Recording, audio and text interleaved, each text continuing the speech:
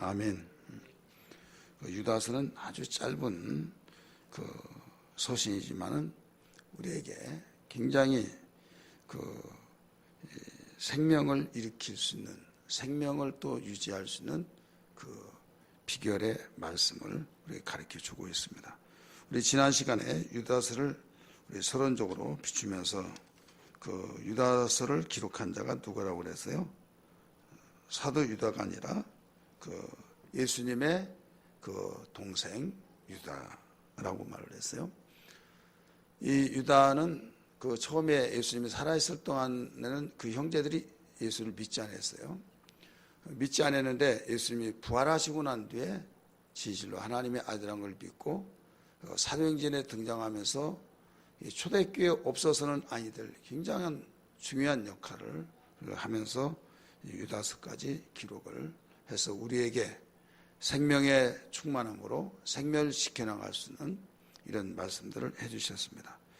오늘 우리는 두 번째 시간을 통해서 다시 생각나야 할 말씀, 다시 생각나야 할 말씀 제목입니다. 따라서 합시다. 다시 생각나야 할 말씀. 성경은 여러 가지로 우리를 설명을 해주고 있는데, 예를 들어서 예레미야는 하나님의 말씀은 불이요 또 방망이요 막 이렇게 나오죠. 또 성경은 하나님의 말씀이다, 생명이다. 그런데 유다서는 이 거울이다는 것을 가르쳐주고 있습니다. 거울. 이 거울은 뭐예요? 자기 모습을 보는 거죠. 자기의 모습을 자기가 볼 수가 없는 거예요. 거울을 통해서만이 자기를 볼 수 있는 유일한 방법입니다.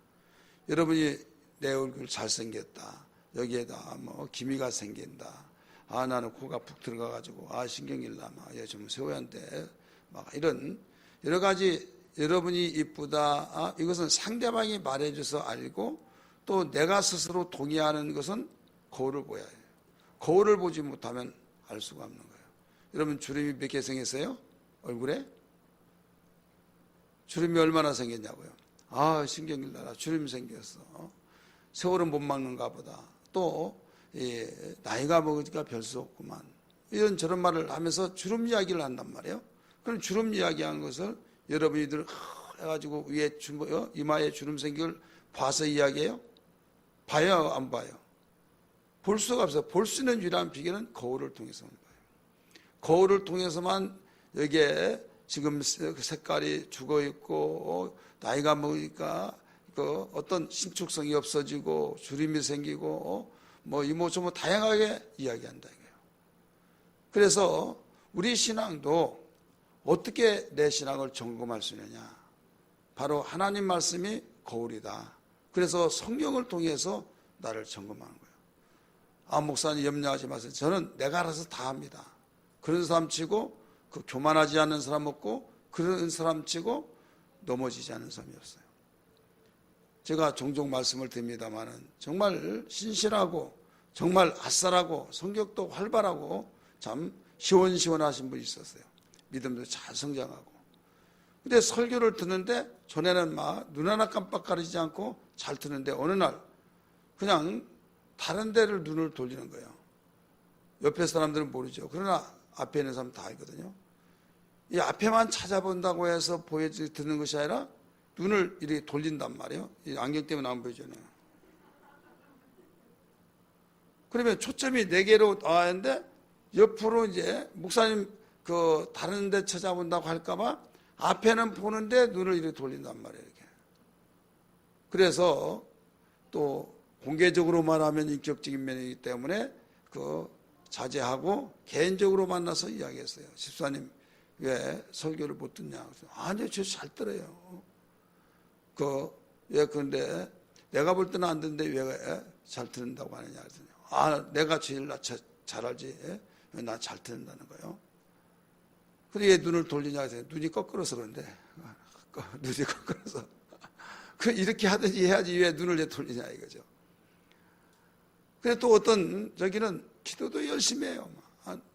한번 저녁에 왔다면 아침에 새벽 기도 연결시켜서, 다른 사람 조금 피곤하면 이제 잠자다가 새벽에 일어나서 기도하고, 그런데 그런 풀이에요. 풀. 10시 왔다 9시 왔다 그러면 밤새 손으로 기도하고 그냥 새벽 기도까지 연결하고 가는 거예요. 근데 신기하게도 설교만 하면 설교를 안 들어요. 그렇다고 좋은 건 또 아니에요. 이미 말씀드린 것처럼 다른 생각을 하고 있는 것이 보여요. 어떻게 보이냐? 눈 초점을 보면 알거든요. 지금 듣지 않고 있다는 거죠. 그래서 그분도 개인적으로 설교를 안 듣느냐, 못 듣는지 안 듣는지 왜 그러냐 그랬더니 목사님 저 열심히 들어요 그래요. 내가 볼 때는 안 듣는다 그랬어요. 역시 그는 안 듣는 거예요. 그렇게 기도를 많이 하더라도. 근데 문제는 그가 하루는 새벽 기도를 이제 철야가 끝나고 밤새도 기도하고 새벽에까지 연결했는데 완전히 세상 말로 말하면 눈빛을 보니까 갔어요. 맛이. 갔다는 것이 뭐예요? 그냥 이 초점이 없이 해가지고 어떤 중심을 잡지를 못한 거예요. 그러더니 설교 시간 끝나기도 전에 해가지고 팍 떨어지는 거예요. 아무리 흔들고 아무리 깨도 어떤 감각이 없는 거예요. 그냥 숨은 쉬어요. 그런데 술 취해가지고 막 자기 몸을 주체를 하지 못한 것 같은 그런 현상이 된 거예요. 뭐 땜에 가도 모른다는 거 있잖아요. 축 처져버리는. 그래서 그 남편은 믿지 않는데 그 남편이 또 직장 출근하려면 밥을 해줘야 하잖아요. 그래서 어떻게 해서라도 깨워가지고 보내야 하는데 하면서 그냥 막 술주정한 것처럼 그렇게 해서 그래 애는 타죠 막 애는 타죠. 어떻게 해서라도 보내야 하는데 이러다가 죽는 거 아닌가 막 이런 생각도 들고 그러면 연상을 해봤어요. 119 와가지고 막 앰뷸런스 손에서 가면 거기에 그 소리를 다 집중하잖아요. 그럴 때 그런 생각이 막 스며들어가면서 굉장히 복잡해진 거예요. 그래서 어떻게 해서라도 보내려고 하는데 나중에 가지 않다가 느닷없이 벌떡 일어나가지고 언제 그러냐고 막 하는 거예요.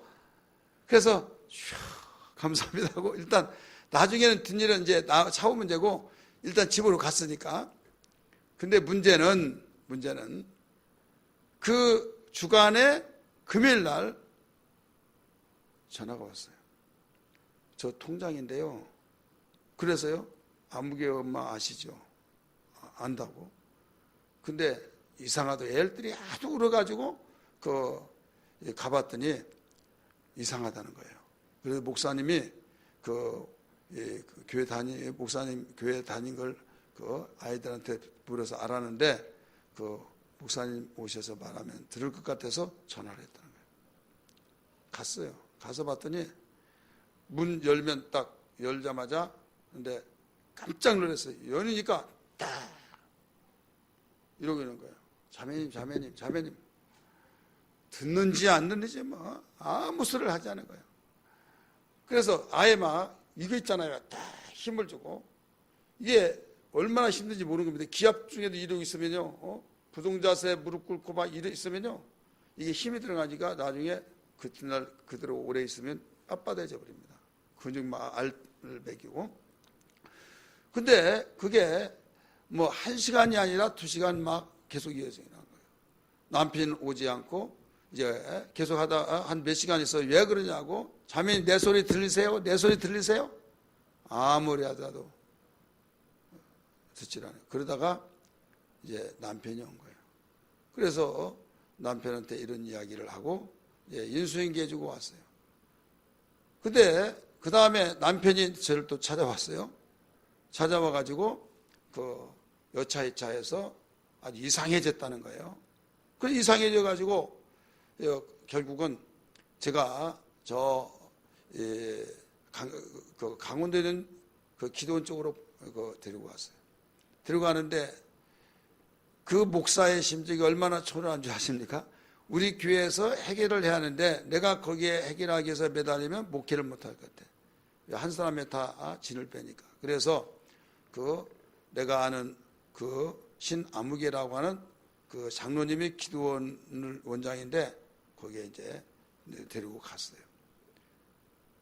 가는데 이제 제가 그때도 정상이 아닌데 제가 자매님 이제 뒤에 사모님과 같이 타는데 이야기를 했어요. 이야기를 해요. 그날 저녁에 내가 하는 말 안 들렸냐고 그랬더니 다 들었대요.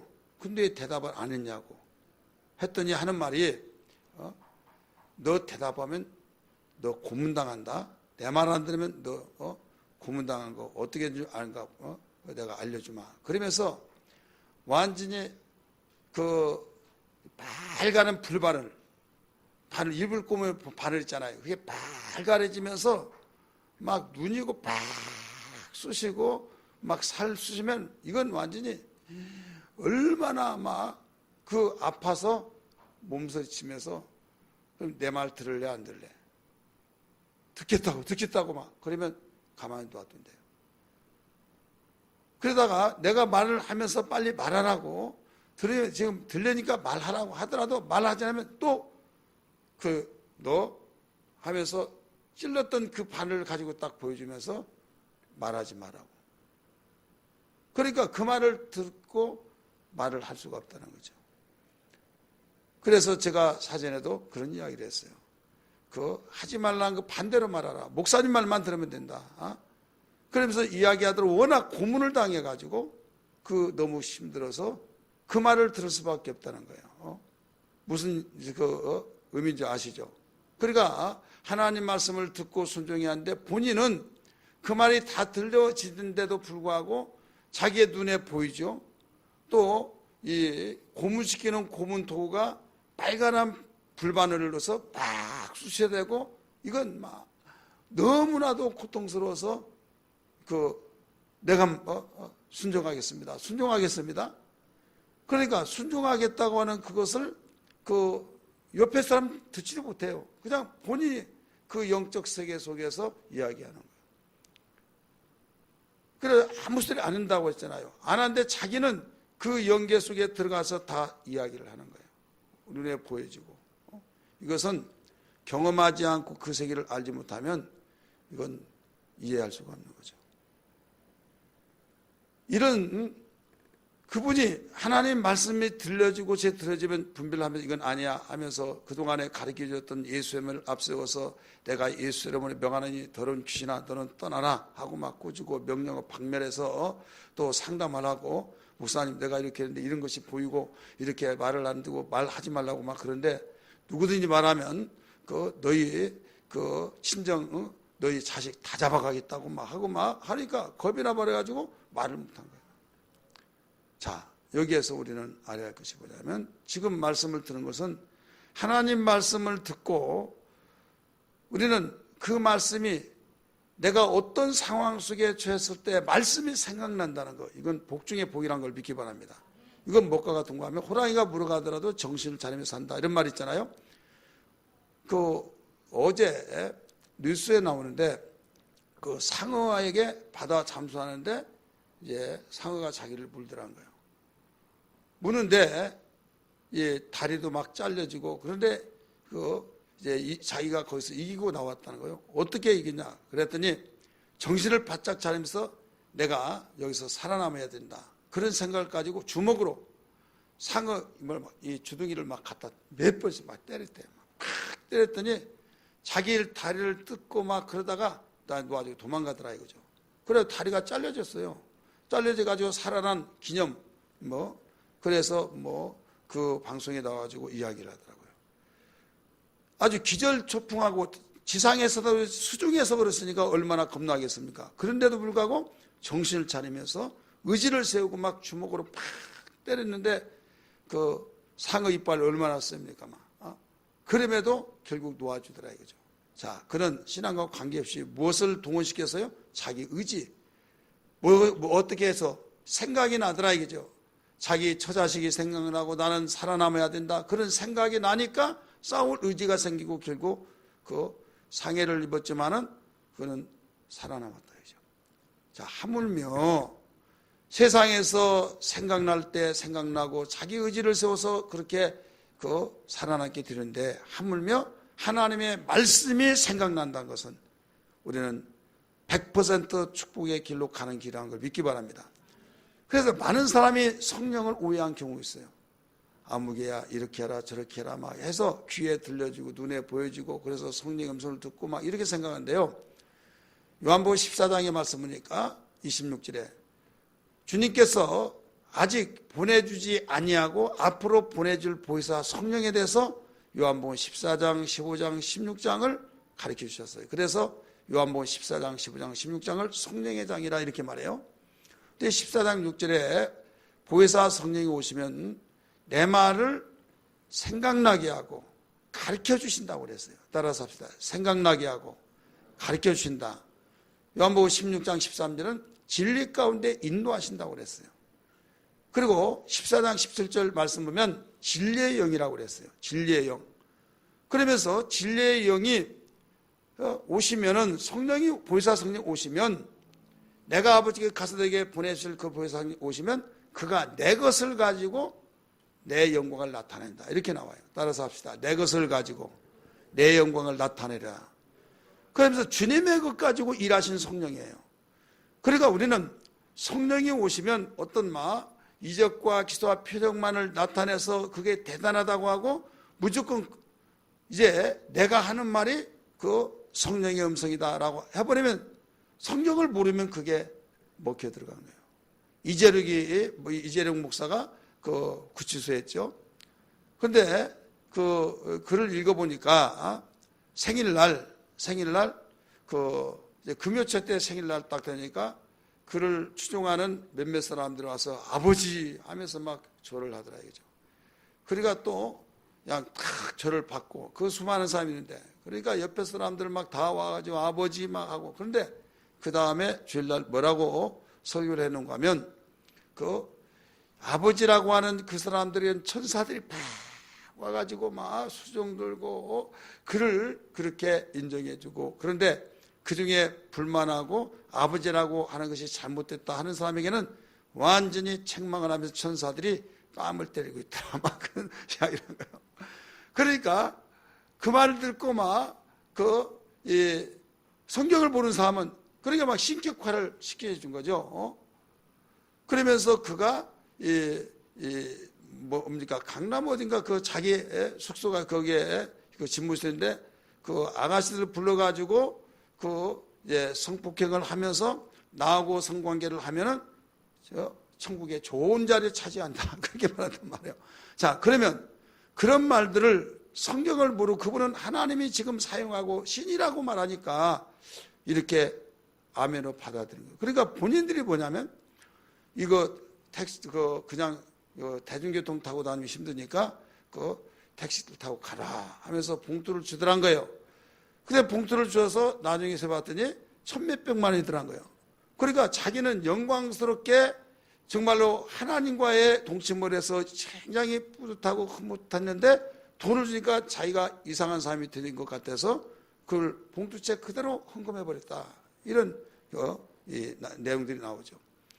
그러니까 왜 그런 일들이 생기냐 이거예요. 왜? 이건 영적 무지입니다. 이해되시기 바랍니다. 그래서 성경을 읽고 여러분 제가 성경을 읽게 하고 또 성경 읽어야 되는 걸 강조하고 1월달 매년 성경 읽기 운동에 달을 하고 하는 또 성경 공부를 가르치고 하는 이유는 여러분도 좋지만은 여러분들이 내 설교를 할 때 검증을 하라는 거예요. 검증. 왜? 성경적인가 아닌가를 알아야 할 것 아니냐 이게요. 이해되시기 바랍니다. 믿으시길 바랍니다. 그래서 아무리 강대상에서 전해지는 내용이라 할지라도 성경의 말씀을 전할 때 하나님 말씀이지 성경의 말씀이 아닌 말씀을 전하면 이것은 하나님 말씀이 아니라 이게요. 믿으시길 바랍니다. 근데 과거에 제가 신앙생활을 그 이상 되신 분들은 강대상에서 나오는 말씀이 모두 하나님 말씀이고 목사님이 하신 말씀은 하나님 말씀이다. 그래서 순종해야 된다. 이렇게 강조했어요. 그 말이 틀린 말이 아니에요. 맞아요. 근데 전제가 있어요. 목사님이 하나님 말씀을 성경 말씀을 전한다는 걸 전제 속에서 강대상에서 흘러나온 말씀이 하나님 말씀이고 목사님 말씀이 하나님 말씀이라고 하는 것이지 강대상에서 나온 말이라 할지라도 어떤 세상의 말을 하고 또 어떤 자기가 어떤 혼자 객관성이 없고 주관적인 것을 자기가 보았던 것을 막 말해서 검증도 되지 않은 성경으로 검증이 돼야 된다 이거예요. 그런 내용을 들었어도 하나님 말씀이라고 한다면 우리 잘못된 것이다 이거죠. 그래서 바울이 이런 말을 해요. 고린도후서의 13장에 내가 부득이하게 그 12장에서 이제 부득이하게 말한다고 하면서 자랑한다 이런 말을 해요. 그러면서 그 계시를 받다 이런 이야기 쭉 나오잖아요. 13장에서 그런 자랑을 하지 않으려고 자기가 봤던 것을 남이 본 것처럼 3인칭을 사용합니다. 내가 아는 한 사람을 아노니 그가 셋째 하늘에 끌려간 자라. 13장에 그렇게 나와요. 그리고 어떤 사람 말하기를 바울이 셋째 하늘을 끌려갔다, 셋째 하늘을 봤다 그러면서 나도 모르고 그 주만하신다 하면서 나와 주만하신다 아무도 모르지만은 그러면서 이야기하니까 성경이 어디 나왔냐. 분명히 바울이 말하기를 내가 한 사람을 아노라 이렇게 말했다. 이렇게 가르쳐주고 있다 이거죠. 기억나십니까? 잘 모르는 것 보니까 성경을 잘 또 귀담아 듣지 않는 것 같아요. 우리 성경 봅니다. 고린도후서 12장 먼저 읽고 고린도후서 우리 12장을 먼저 읽습니다. 30절 말씀 시작. 내가 부득이 자랑할진대 내가 약한 걸 자랑하리라 하면서 그 약한 부분을 쭉 이야기하다가 12장에 와서 이제 부득불 또 자랑한다는 것이 나와요. 시작. 무익하나마 내가 부득불 고린도서 12장입니다. 무익하나마 내가 부득불 자랑하노니 주의 환상과 계시를 말하리라. 내가 그리스도 안에 있는 한 사람을 아노니 내가는 지금 누구예요? 바울이죠. 그리스도 안에 있는 한 사람을 아노니 그는 3인칭을 쓰고 있잖아요. 그는 그 14년 전에 셋째 하늘에 이끌려 간 자라. 그 몸 안에 있었는지 몸 밖이는지 나는 모르거니와 하나님은 아시느니라. 내가 이런 사람을 아노니 그가 몸 안에 있는지 몸 밖에 있는지 나는 모르거니 하나님을 아시느니라. 그가 낙원으로 끌려가 가서 말로 표현할 수 없는 말을 들었으니 사람이 가히 이르지 못할 말이로다. 내가 이런 사람을 위하여 자랑하겠으나 나를 위하여서는 약한 것들을 위해 자랑하지 아니하리라. 이렇게 나오죠. 그러니까 여기에 내용 보니까 바울이 본 것이 아니라 바울이 아는 어떤 한 사람이 봤다 이렇게 말할 수밖에 없죠. 그런데 바울이 본 거예요. 왜 그러냐. 바울 내가 이렇게 봤다 그러면 막 신격화 시킬까 봐 그래서 3인칭으로 다른 사람이 내가 아는 한 사람이 이렇게 봤다 이렇게 말을 한 겁니다. 오늘 우리는 제가 아는 어떤 지인도 아주 목회 열심히 잘하신 목사님이 눈을 뜨도 보이고 눈을 감도 보이고 막 천사들이 자기에게 계속 접근한 이런 보는데 이제 본대로 처음이니까 본대로 이야기했더니 나중에 막 신격화 같이 막 이렇게 하더란 거예요. 아 이거 안 되겠구나 해서 그때부터 이건 그런 이야기 하나도 안 하고 오직 성경 이야기만 계속 말한다 이거죠. 자, 우리가 이 걸릴 줄 알아요. 왜 걸릴 줄 알아야 걸릴 줄 모르면 그게 자기도 모르는 사이에 싹이 튼데 무슨 싹이 튼 교만의 싹이 터버립니다. 그래서 바울이 이 11장 30절에도 말하기를 내가 부득불 자랑할 것이 있는데 나에게 약한 것을 자랑한다. 그래서 내가 정말 할 수 없이 자랑할 것이 있는데 내가 이런 말을 하지 않으면 안 되기 때문에 할 수 없이 말은 하지만은 그러면 계시를 받다고 한 것을 이야기하면서 자기가 넘어질까 봐 자기라고 하지 않고 내가 아는 사람 그리스도 안에서 한 사람을 아는데 그 사람이 이렇게 셋째 하늘에 끌려갔다. 낙원에 가서 이런 말을 들었다. 감히 사람들에게 말할 수 없는 말을 들었다. 그 말을 다 이야기했다면 감당 못한다 이거죠. 자, 영적인 세계는 그와 같습니다. 세상에서 이해할 수 없는 그런 세계들이 펼쳐질 때 이 땅의 것도 다 알지 못하고 이 땅의 것도 과학적이냐 현실적 나는 이해할 수 없다 논리적으로 맞지 않다 현실에서 도무지 이해가 되지 않는다 이적과 기사와 표적도 부정하고 그런 사람에게 무슨 말을 하겠느냐 이거죠. 알 수가 없는 거예요. 그래서 우리는 성경에 있는 말씀은 객관하잖아요. 따라서 합시다. 객관화. 성경은 객관화예요. 그래서 믿든 안 믿든 모든 사람에게 객관적으로서 이건 법이 이렇게 되었다라고 말할 때 아무리 법이 그랬든 나는 그거 필요 없어. 나는 그거 못 믿어. 그러면 자기만 손해인 거예요. 객관적이라고 하는 것은 내가 겸손히 받아들여야만 됩니다. 믿으시길 바랍니다. 그래서 성경은 하나님의 말씀으로서 있었던 사실을 말하는, 그 다음에 현재 이루어지는 사실과 앞으로 이루어질 사건을 가르쳐주고 있죠. 그래서 과거와 현재와 미래에 대해서 가르쳐준, 과거를 보여주는 거울, 현재를 보여주는 거울, 미래를 보여주는 거울, 이게 바로 성경인 걸 믿기 바랍니다. 그래서 오늘 유다서에서도 가르쳐주기를 다시 생각나야 할 말씀을 일러주시는데, 과거에 있었던 일들을 모두 생각나게 해서 리바이벌 하는 거죠. 왜 그런가 하면 필요한 것들은 반드시 생각나서 처방이 되어지고 또 예방이 되어져야 할 텐데, 말씀이 생각나자면 예방될 자리에서 예방을 못하고 문제가 터져버려요. 그리고 문제가 터지면 주여 내가 범죄했나이다 하면서 회개하고 처방이 돼야 할 텐데 처방도 못해. 그리고 이건 끝나버리는 겁니다. 그래서 하나님 말씀은 생각나게 하시는데, 누가 생각나게 하셔야 생각이 나느냐? 성령께서. 믿으시길 바랍니다. 아무리 옆에 사람이 말해줘도 생각이 안 나. 알지도 못하고 깨달아지도 않아. 그런데 어떤 사람은 누가 가르쳐주지 않았는데 목사님이 설교했던 말이 딱 생각나고, 지난주에 생각, 그것 때문에 잠을 이루지 못하고 어디 가더라도 귀에 쟁쟁거리고, 이것은 아무개야 내가 말하노라, 그렇게 말을 해야만 성령의 말씀이 아니라 하나님의 음성을 두 귀로 들려진 것만이 아니라 보혜사 성령을 보내주셔서 생각나게 하신다고 하는 그 말씀이 바로 성령의 음성이라는 걸 믿기 바랍니다. 성령께서 이렇게 생각나게 하셔서 또 가르쳐 주시고 이 깨닫게 하신다 이거요. 아, 이 말은 이 말씀이구나 깨닫게 해주세요. 그리고 진리 가운데 있는 거예요. 그러면 아무리 생각이 나고 아무리 깨달아지더라도 이게 진짜냐 가짜냐, 마귀의 말 속에서도, 마귀 속에서도 생각나게 할 수 있어요 없어요? 있죠. 또 세상적으로 깨달아진 것도 있어요 없어요? 있어요. 그런데 이것이 진짜냐 가짜냐, 성령의 역사냐 마귀의 역사냐, 이것은 어떻게 가려낼 수 있느냐. 진리 가운데 인도한 것은, 진리 가운데 인도하면서 생각나게 하고 가르친 것은 성령의 역사, 진리 밖으로 인도한 것은 아무리 생각나게 하고 아무리 가르친다 할지라도 성령의 역사가 아니란 걸 알아야 될 줄 믿기 바랍니다. 그러면 오늘 우리 본문 말씀 가운데서 4절 말씀 보세요. 5절이네요. 5절 말씀. 제목을 잡은 이유는 어떤 말씀이 있는가 하면 5절에서 나왔어요. 너희가 본래 모든 사실을 알고 있으나, 본래 알고 있다 이거요. 내가 너희로 뭐라고 그랬어요? 다시 생각나게 하고자 하노라.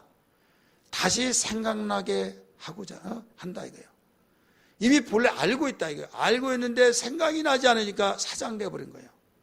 근데 알고 있는 것을 다시 생각나게 해서 리바이벌해서 다시 생각나서 아 그렇구나 하면서 예방이 되고 처방이 된다 이거죠. 여러분이 알지 못해서 실수하고 알지 못해서 그 모든 것을 놓친 경우들이 굉장히 많습니다. 살다 보면 심지어는 내가 물건을 샀는데도 생각이 안 나서 다시 샀어. 나중에 봤더니 있어. 얼마나 속상합니까? 생각만 났더라면 사요 안 사요? 있는 걸 누가 사겠습니까? 생각이 안 나는 거예요. 자, 사고 나는데 운전수가 운전하면서 사고 날 때 여러 가지 유형이고, 내가 잘라도 뒤에서 받고 뭐 옆에서 받고 하더라도 사고 난 거 있지만은 자의에 의해서 사고 난 것 가운데서 대부분 여기는 난코스 위험해서 그보다도요 생각을 다른 데 둘 때 사고가 굉장히 많습니다. 그게 퍼센트가 제일 많아요. 그래 너무 좋은 길에도 사고 나요. 왜? 누가 왜 전화가 안 오지? 하면서 멍해지면서 생각이, 그럴 때 앞에 이 안전거리도 생각지 나지 않고 그냥 퍽 받아버려. 그제야 이거 어떻게 된 거지? 아 사고구나. 자기만이 알죠. 왜? 생각을 다른 데 두면 그만큼 돼요. 근데 생각 아무리 위험의 지경에 있다 할지라도 생각을 바로 가지고 거기에 생각을 정신 차려서 우리는 바른 운전을 하면 막아낼 수 있다 이거죠. 그래서 하나님이 인격적인 분이기 때문에 생각나게 하신다. 그래서 여기에 유다도 이런 너희가 본래 알았던 것을 생각나게 한다 하기 위해서 내가 이렇게 말을 한다 이런 말씀을 가르쳐 줬죠. 그래서 오늘 제목이 다시 생각나야 할 말씀 이렇게 잡은 거예요. 그러면 어떤 것을 다시 생각나게 해야 할 거냐 이거예요. 생각이 뭐 한두 가지입니까? 굉장히 많죠. 그렇게 많은 것들이 있지만은 오늘 본문 안에서 어떤 말씀들을 생각나게 해야 할 말씀이냐라고 가르쳐 주는데 5절 말씀에서 구원받은 후에 믿지 아니한 자들의 결과를 생각나게 하신 거예요. 따라서 합시다. 구원받은 후에 믿지 아니한 자들의 결과를 생각나게 하셨다 이거예요. 자, 애굽에서 바로 하나님께서 구원시켰어요. 구원시켜 줬는데 믿지 아니하고 거기서 원망하고 불평하고 그 의심하고 그들의 결과가 어떻게 되느냐 그걸 생각나게 만들어주고 있다 이거죠. 우리 성경 5절 다시 볼까요? 생각나게 하고자 하노라 해놓고 뭐라고 나와요? 주께서 백성을 애굽에서 구원하여 내시고 그 다음에 뭐라고 나와요? 후에 믿지 아니한 자들의 멸하였으며 이걸 생각나게 하시다 이거죠. 애굽에서 구원하여 내시고 후에 구원받은 후에 애굽에서 구원받은 후에 믿지 아니한 자들이 하나님께서 멸하셨다 이거예요. 그것을 생각나게 하셨다. 그러면 오늘날 우리는 정말 구원받고 난 뒤에 우리가 믿지 아니한 사람 보면 아 그래도 구원받아 하나님이 한번 구원시키면 다 구원받고 아니 저래도 구원받아 그러면 아 그 하나님의 소속이 우리가 말할 일 아니야 자기 생각대로 해버립니다. 잘못 신학 사상이 들어서도 그랬습니다.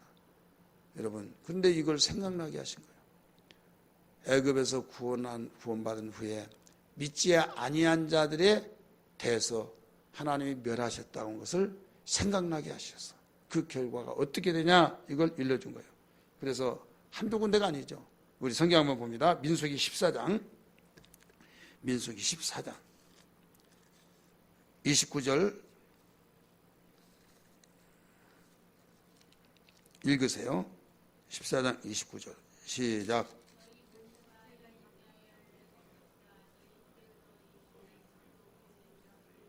아멘. 너희 시체가 이 광야에 엎드려질 것이라. 여기는 뭐 때문에 이렇게 나와요? 지금 적과 꿀이 흐른 땅이 있는데 거기에 정탐꾼을 보내서 보고를 받아요. 근데 갔다 와서 인간의 생각으로는 도저히 우리가 이건 보고 온 뒤에 더 절망했어요. 말대로 적과 꿀이 흐른 땅이다. 그러나 그들의 신장이 전봇대만 하고 우리는 거기에 붙는 메뚜기와 같고 그들은 최첨단 무기를 가지고 우리는 아무것도 없는데 어떻게 이기냐 이게 그림의 떡이다. 그럴 때 하나님의 약속을 믿지 못하고 원망 불평하면서 곡하고 그랬잖아요. 그들을 향해서 하나님이 말씀하신 겁니다. 그 다음에 37절 말씀 보세요. 거기 이어서 37절 시작. 곧 그 땅에 악평한 자들은 여호와 앞에서 재앙으로 죽었고 그 땅을 정탐으로 갔던 사람들 중에서 오직 눈의 아들 여호수아와 여분의 아들 갈렙은 생존하니라. 이거 거울로 벌써 이걸 가르쳐 줬잖아요. 유다는 믿었지 그 구원받은 후에도 믿지 아니한 자들을 하나님이 멸하시는 것을 생각나게 하신다. 본래부터 가르쳐 줬지만은 이게 너무나도 망각되어지면서 너무나도 거기에 망각되면서 완전히 신앙이 나태해져 버리더라 이거죠. 그러니까 나만 그런 것이 아니라 주변의 사람 그러니까 뭐 나만 그러냐 다른 사람도 그러고 하면서 여유가 있어지면서 나태해지면서 이제 그게 망각이 되다 보니까 마음에 찔림도 없어요. 이때 유다는 너희가 본래 알고 있던 내용이지만은 생각나게 하려고 내가 이 말을 한다라고 하는 말씀이에요. 그 중에 첫 번째 이미 말씀드렸던 것처럼 구원받은 후에 믿지 아니한 자들의 결과를 하나님이 이렇게 하셨다 말씀드린 거예요. 깨달아지고 이해되시면 아멘 하시 바랍니다. 거기에 내용들 보면 한두 군데가 아니에요. 이런 내용들이 우리 대표적으로 한 군데 더 볼까요? 시편 106편 시편 106편 26절 같이 읽겠습니다. 시작. 이러므로 그가 그의 손을 들어 그들에게 맹세하기를 그들의 광야에 엎드려지게 하고, 이렇게 나요. 광야에서 엎드려지게 하고, 믿지 아니한 24절부터 보세요. 그들이 그 기품의 땅을 멸시하며 그 말씀을 뭐라고 했어요? 믿지 아니하고, 이렇게 나오잖아요. 음성을 듣지 아니하였도다. 25절 말씀 보면 원망하고 듣지 않고 그 결과로 이렇게 되었다 말씀하셨어요. 히브리서 우리 3장 한번 볼까요? 히브리서 3장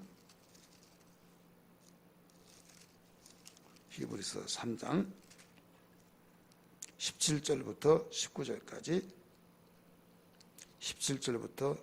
19절까지 시작. 또 하나님이 40년 동안 누구에게 도와하시느냐? 그들의 시체가 광야에서 엎드려진 범죄한 자들에게 아니냐? 또 하나님이 누구에게 맹세하사 그의 안식에 들어오지 못하리라 하시느냐? 곧 순종하지 아니한 자들에게 아니냐? 이러보건대 그들이 믿지 아니함으로 능히 들어가지 못한 것이라. 자, 우리는 하나님의 말씀을 듣고 믿지 아니한 자들의 결과가 이와 같다는 것을 오늘 유다는 이걸 생각나게 했다. 두 번째는 무엇을 생각나게 말씀을 해주냐? 자기 지위를 지키지 아니하고 자기 처소를 떠난 천사들의 결과를 보여주면서 생각나게 했다 말씀하셨죠. 오늘 본문에 돌아가서 5절 말씀을 6절이네요. 6절 말씀 다시 봅니다. 6절 시작. 또 자기 지위를 지키지 아니하고 자기 처소를 떠난 천사들을 큰 날의 심판까지 영원한 결박으로 흑암에 가두셨으며, 이렇게 나오죠. 자기 지위를 지키지 않는 자가 누구예요? 천사. 천사는 하나님 곁에서 수종 들며 가장 영광 돌리는, 찬양으로 영광 돌리는, 그게 자기의 임무고 자기의 그 직분이고 자기가 해야 할 자리다 이거예요. 믿으시길 바랍니다. 자기가 해야 할 자리에서 이탈을 했다 이거예요. 그걸 떠났다 이거예요. 떠났을 때 결과가 어떻게 됐냐? 바로 그는 흑암의 영원한 결박으로 가둬버렸다. 그런 결과가 나타났다. 그것을 너희들은 알아야 된다 이거예요. 그래 오늘날 자기가 기분 주면 목사님 저 교사할게요. 나 직분 감당할게요. 나 셀장 할게요. 그러다가 힘들면 저 못하겠어요. 자기 감정에 따라서 그냥 막 한다 안 한다 하다가 이모 저모 다양하게 자기의 감정 따라서 모든 걸 취하기도 하고 팽개치게 버리기도 하고 그렇다 이거예요. 그러면 여기에 자기 지위를 떠난 천사장 루시엘과 다를 바가 뭐가 있느냐 이거죠. 너희들은 그렇지 말아라. 네 자리를 이렇게 준 것은 네가 하고 싶어서만 된 것이 아니라 내가 거기에 심어놨다. 내가 너를 거기에 하도록 자리에 올려놨고 그 자리를 주었는데 네가 하기 싫다고, 네가 이보다 더 좋은 것이 있다고 해서 탐내다가 탐을 내느냐. 그래서 결국은 그 자리를 떠나게 된 거 아니에요. 내가 하나님과 더 비기리라, 더 높아지리라, 내가 그것 차지하리라. 그래서 내가 언제고 하나님 곁에서 저고 이렇게 받들어주고 또 받들어주고 어느 순간에 내 곁에서 나를 지지하고 있는 천사들이 이렇게 많은데 내 손끝에 하나에 의해서 움직여지고 있는데 내가 이러고 있을 이유가 뭐가 있느냐.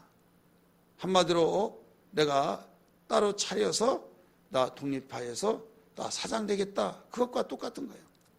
그러면 저 사람들이 나에 의해서 모든 물건을 사고 안 사고 하기 때문에 내가 차리면 그 손님이 다 내게로 온다. 이런 생각 속에서 차린다 이거죠. 바로 이런 것이 이 타락한 천사. 자기 지위를 지키지 않냐고 떠나서 자기가 하나님의 영광을 가로채려고.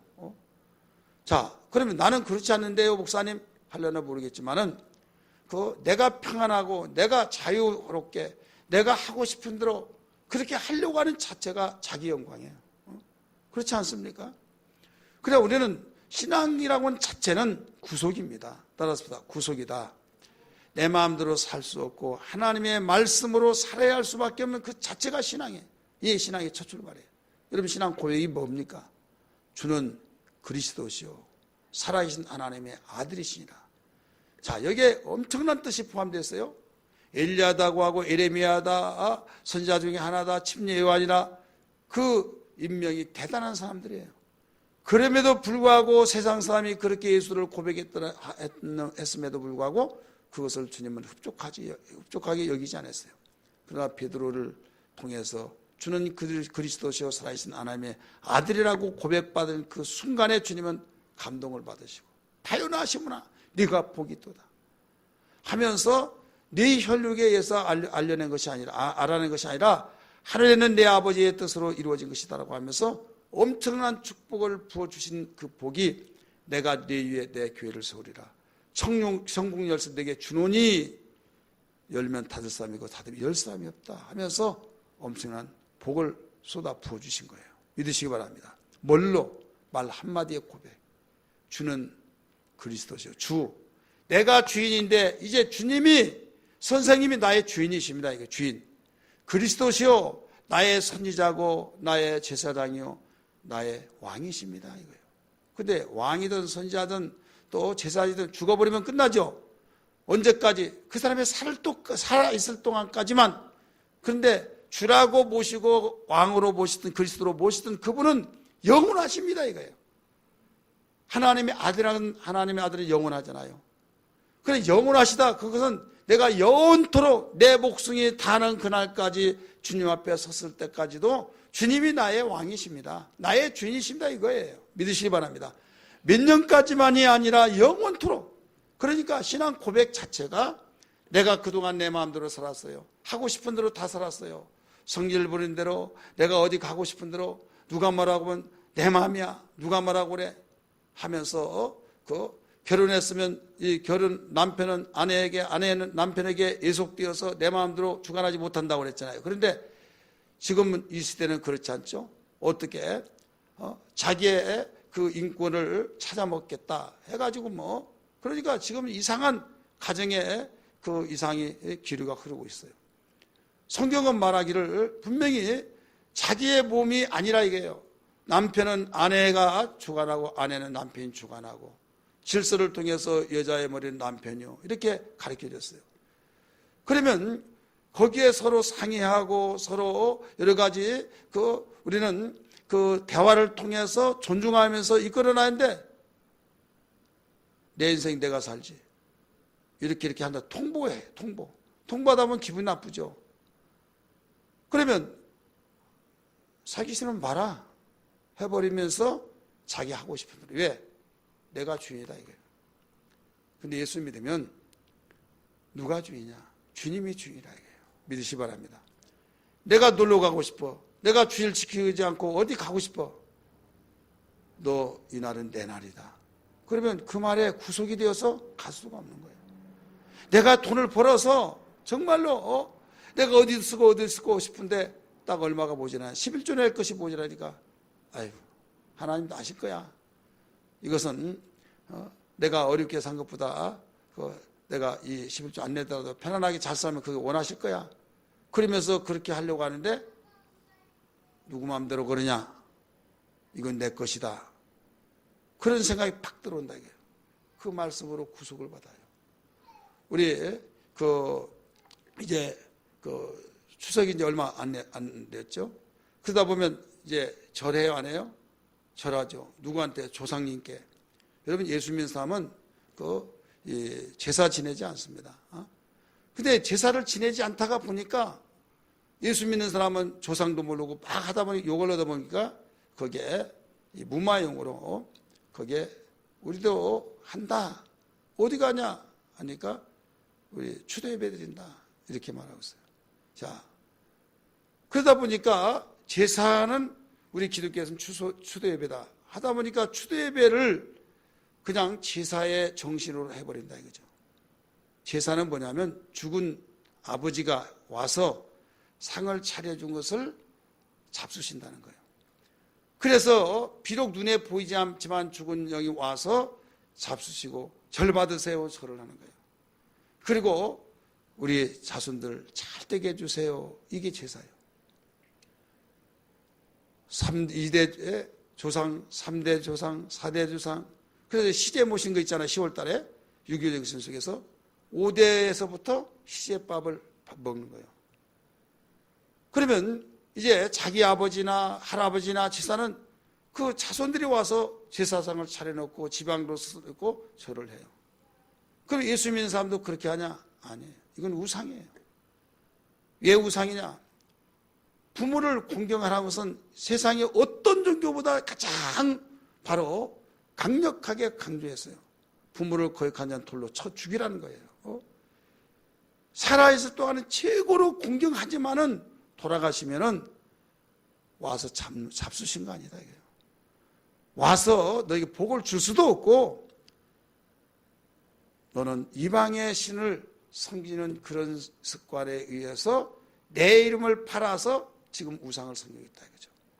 그렇기 때문에 우리는 절하지 않고 단 추모 그대로 내가 이 세상에서 툭 떨어져 나온 것이 아니라 어머니 아버지에게서 태어났기 때문에 어머니가 나를 이렇게 키우고 저렇게 키우고 정말 나를 사랑해 주고 그 사랑의 정신 나에게 정말로 유익하고 세상을 살아갈 때 좋은 말씀들이 되새겨지면서 그 말을 내 마음에 담는 시간 그리고 그보다 더 중요한 것은 뭐냐면 우리 형제들이 옛날에는 핵가족 될 때는 보기 싫다고 보고 그랬잖아요.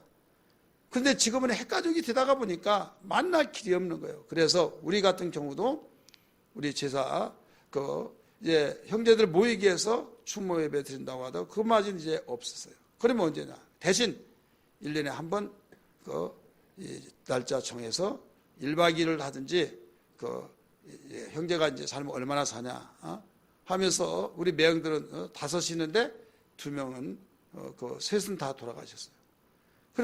그러면 벌써 우리 남매들만 살아남았어요. 그러다 보니까 나는 생각하지 않고 같이 가면 얼마나 답답한지 꼬부랑 할머니가 돼가지고 완전히 차를 타더라도 시간이 많이 걸리고요. 막 얼마나 지겠는지 몰라요. 그래도 살아있는 동안에 만나자 해서 만나는데 뭐 때문에 만나냐? 아버지의 뱃속에서 어머니 뱃속에서 태어난 우리 형제들이다. 그래서 만나서 우리 교제하기 위해서 만나는 거예요. 그래서 음식을 하는 데는 우리 같이 먹기 위해서 모여서 얼굴만 찾아보고 있습니까? 먹기 위해서 음식 준비한 거예요. 그래서 차리지 않고 이제 추모 예배 드릴 때는 어떤 사람은 막 차려놓고 예배 드린다고 이것도 아니에요. 우리는 바로 아뢰야만 됩니다.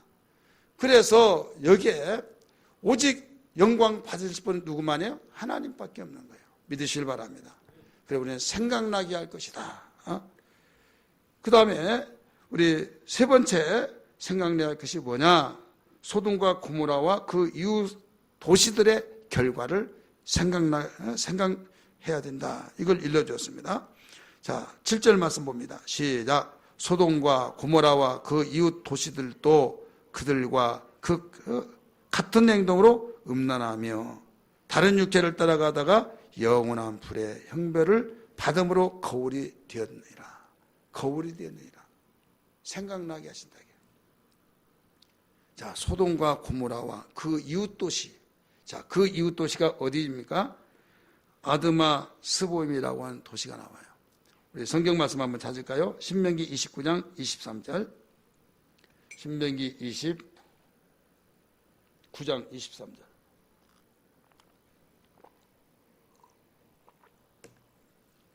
같이 읽습니다. 시작.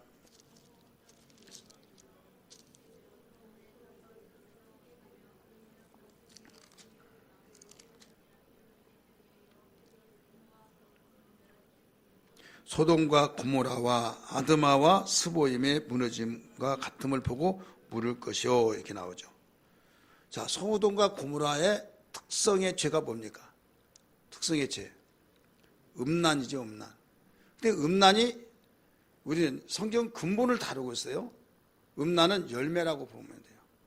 근데 그보다 더 집중의 근본은 하나님 말씀을 저버리고 자기들의 감정에 따라서 움직이는 거예요.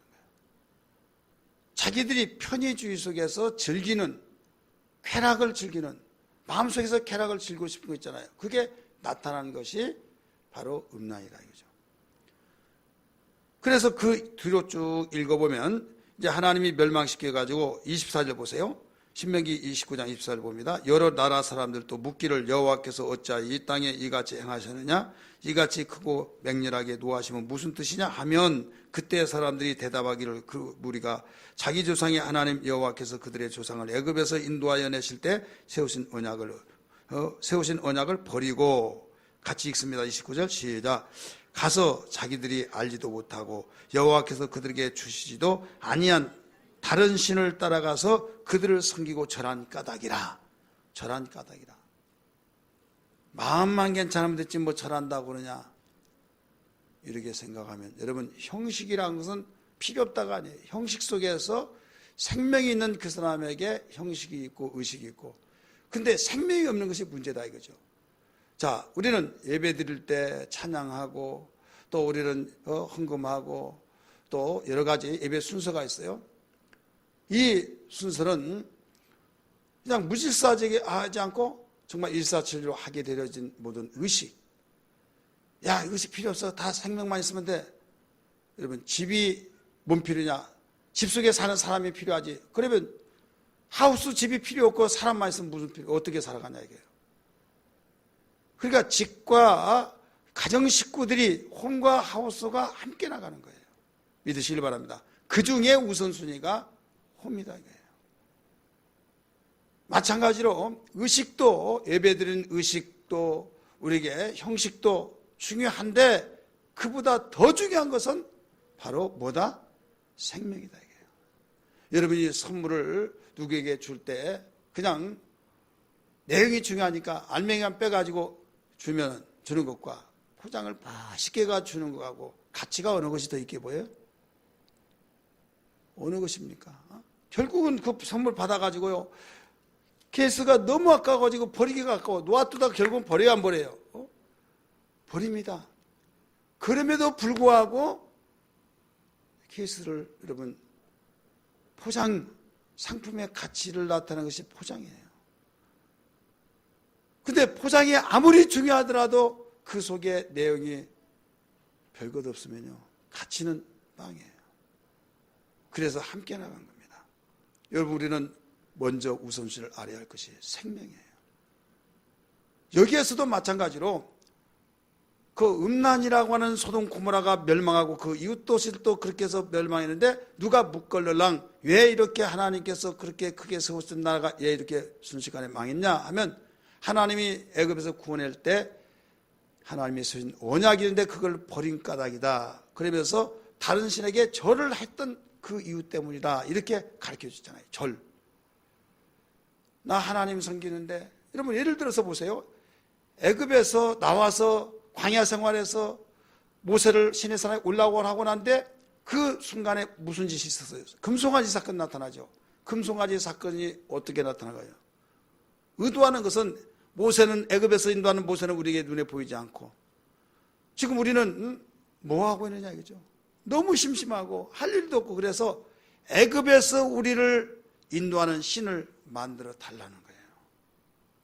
아론에게 따라서 합시다. 애굽에서 우리를 인도하는 신을 만들어 달라. 자, 애굽에서 인도하는 신이 누구예요? 여호와 하나님이잖아요. 근데 여호와 하나님 보여요, 안 보여요? 안 보인다 이거예요. 지금 이때는 십계명을 받기 전이에요. 안 보이는데 그가 430년 동안 보고 듣고 생활했던 것이, 애굽에 세 가지 신이 있어요. 삼일체 신처럼 하늘의 태양, 그 다음에 땅의 소, 그 다음에 뱀. 그래서 그 상형문자잖아요. 거기에 어디든지 보면 세 가지가 있어요. 태양과 소와 뱀이 있어요. 그래서 애굽에서 인도하는 신을 만들어 달라고 할 때 딱 생각난 것이 송아지를 만든 거예요. 그러면 그 중심을 보시는 하나님께서 중심을 보셨으면, 당신을 만들었는데 안 보이니까 그렇게 만든 거 이해할 수 있고, 여기서 다른 신이 아니라 애굽에서 인도하는 신 여호와 하나님이 이렇게 된 분이다 라고 일러주었다고 하는 것이, 중심을 보신다고 한다면 나무라지 아니에요? 나무라지 말아야 된다 이거죠. 근데 그것 때문에 그들이 엄청난 곤욕을 당하잖아요. 그래서 모세가 낭독하기 전에 깨트려 버린 거예요. 왜? 이미 문서화가 되지 않은 성문화가 되기 전이기 때문에 낭독해버리면 발효가 됩니다, 법이. 근데 이걸 깨뜨려서 하나님, 이들이 몰라서 그렇습니다 하면서 이거 대신 기도해서 하나님께서 너 건방지게 내가 준 이 돌비를 깨뜨리냐? 하나님 말씀했습니까? 안 했어요. 오히려 하나님 그 중심을 하시기 때문에 기특하게 여긴 거예요. 다시 올라오라 해서 다시 줬잖아요. 여러분, 우리는 그래서 형식도 절하면서 내가 이거 하나님으로 알고 한다. 이건 합리화예요. 하지 말라면 하지 않는 겁니다. 이것 때문에 그렇게 하다가 보니까 나중에 음행까지 나온 거예요. 그래서 소돔과 고모라가 어떻게 멸망했냐? 이것을 생각나게 만들어주고 있다 이거죠. 믿으시기 바랍니다. 시간 보면 다음 시간에 해야겠고, 또 하나 남았는데 이렇게 되고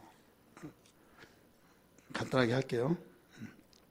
마지막은 세속화된 자들의 결과를 생각하라 이거예요. 따라서 합시다. 세속화된 자들의 결과를 생각하라. 세속화된 자. 근데 뭐 놀라운 사건이 나오는데요. 유다서 오늘 본문 말씀입니다. 8절 말씀 보세요. 8절.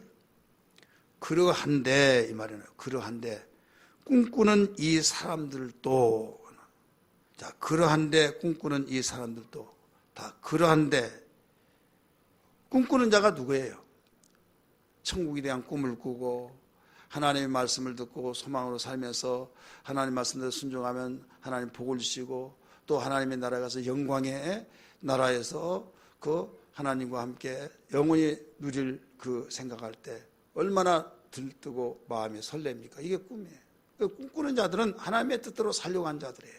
믿으시기 바랍니다. 하나님의 뜻대로 살려고 하는 사람, 이 사람들도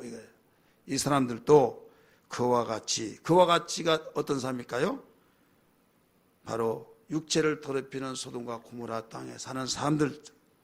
그래서 육체를 더럽혔다, 이게 육체를. 자, 세 가지예요.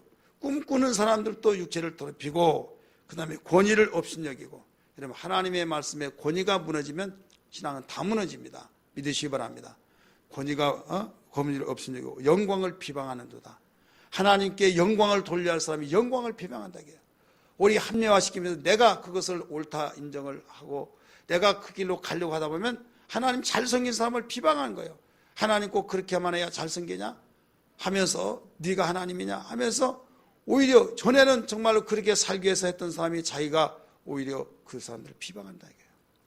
왜? 꿈꾸는 사람들도 거기에 물들어 버린 거예요. 그렇기 때문에 여기에서 그들이 왜 그러냐? 자기의 본성이라는 게 있어요. 인간의 본성. 우리는 본성이라고 하는 것은 죄의 본성을 말하고 있는 겁니다. 죄의 본성은 한두 가지 설명할 수가 없죠. 인간의 본성 느껴진데 하나님이 싫어하는 것을 하고 싶은 뜨거운 가슴 속에서 반대로 나가죠. 그래서 저는 한마디로 말한다고 한다면 신명기 27장 14절에서 26절에 있는 그 내용들이 본성이다 이렇게 말하고 있어요. 그리심 신산하고 에발산에서 양손에 손을 들고 축복의 산 저주의 산에서 저주의 산 에발산에서 말한 그 내용, 그게 다 어떤 인간의 본성이에요. 인간의 본성대로 살아가는 그 사람에게 저주가 있다 이걸 가르쳐주고 있죠. 근데 이성이 없는 짐승처럼 사는 그런 사람들, 우리는 새로 거듭나서 하나님의 성품을 가지고 이거 분별력이 있다. 이건 아니야 가지치기를 하면서 믿음의 선한 싸움을 싸우면서 우리는 하나님 말씀대로 살아가야 하는데 너무 힘들어. 근데 세상에 원했던 생각이 너무 좋아, 재밌어, 너무 돌아서서 후회할 망정 너무 좋아요. 그러다가 보니까 이성 없는 본성이라 이렇게 가르쳐주고 있죠. 10절 말씀 보시기 바랍니다. 시작. 이 사람들은 무엇인지 그 알지 못하는 것을 비방하는도다. 자기가 하나님이냐 비방한다. 예를 들어서 감히 모세의 시체를 놓고도 여기에 천사장 미가엘과 또 여기에 사단이 와서 시체를 서로 가져가려고 할 때 막 비방하지 않았다 이거예요. 주께서 너를 꾸짖는다 이렇게 말했지 비방을 하지 않았는데 네가 뭐길래 비방하냐 이거죠. 비방할 자격도 없는데 비방을 하면서 오히려 영광을 비방하며 하나님의 영광을 비방하면서 살아가고 있다. 뭐가 그렇게 만들었냐? 바로 세속화 때문에. 따라서 합시다. 세속화 때문에. 10절 다시 말씀 봅니다. 이 사람들은 무엇이든지. 이 사람들이 누구예요? 꿈꾸는 사람들, 하나님의 뜻대로 살려고 했던 과거의 사람들, 정말 어떻게 해서라도 그의 나라와 그의 뜻대로 살려고 했던 사람들, 8절에 있는 사람입니다. 그러한데도 꿈꾸는 이 사람들도 이렇게 나오죠. 그게 10절의 사람이에요. 이 사람들은 무엇이든지 그가 알지 못하는 것을 비방하는도다. 왜? 세속화되어 버리니까 비방이 된다 이거예요. 또 그들은 이성 없는 짐승같이 본능으로 아는 그것으로 멸망하느니라. 하나님 말씀 따라가야 하는데 자기의 본능, 인간의 죄의성 본성을 따라서 가버리다 보니까 결국은 사망이다, 멸망이다. 그래서 유다는 이걸 생각나게 만들었다 이거죠. 자, 4가지 말씀드렸어요. 오늘 뭐에 대해서요? 구원받은 후에 믿지 않은 자의 결과를 생각하라. 2번째는 자기 지위를, 자기 처소를 떠난, 직분을 떠난 그 결과를 생각해봐라. 3번째는 소돔과 고모라 사람들이 멸망했던 이유에 대해서 생각하라. 원인에 대해서. 그 다음에 하나님 뜻대로 살려고 몸부림치고 그렇게 둥했던 사람이 어느 날 순간에 유혹을 받아서 세속화가 되어서 그리로 따라가면서 완전히 육체대로 살아버리고 육체를 더럽히고 하나님 말씀을 권위를 무시해버리고 하나님의 영광까지 비방해버렸던 이성 없는 본성으로 살려고 하는, 이성이 없는 그 짐승들은 막 그 본능대로 으르렁해서 막 그렇게 주인도 막 이렇게 꼬리치고 했던 자가 막 그냥 막 물어서 죽이기도 하고 막 그러잖아요. 그래서 오늘 우리는 이 4가지를 반드시 생각나야만 우리 바른 길로 갈 줄 믿습니다. 할렐루야. 그래서 세속화가 이렇게 무섭습니다. 그래서 로마서 12장 1절 2절 보면 그러므로 형제들아 하면서 우리의 고난원이 하면서 세대를 본받지 말고 이렇게 말씀했어요. 그래서 주님의 말씀이 나에게 시시때때로 생각나게 하시고 세속에 물들지 않게 하여 주시고 주의 음성을 듣고 살아갈 수 있도록 겸손한 마음이 되게 하시고 들을 수 있는 귀가 열려지게 하여 주옵소서. 이런 신앙 되기를 주의 이름으로 축원합니다.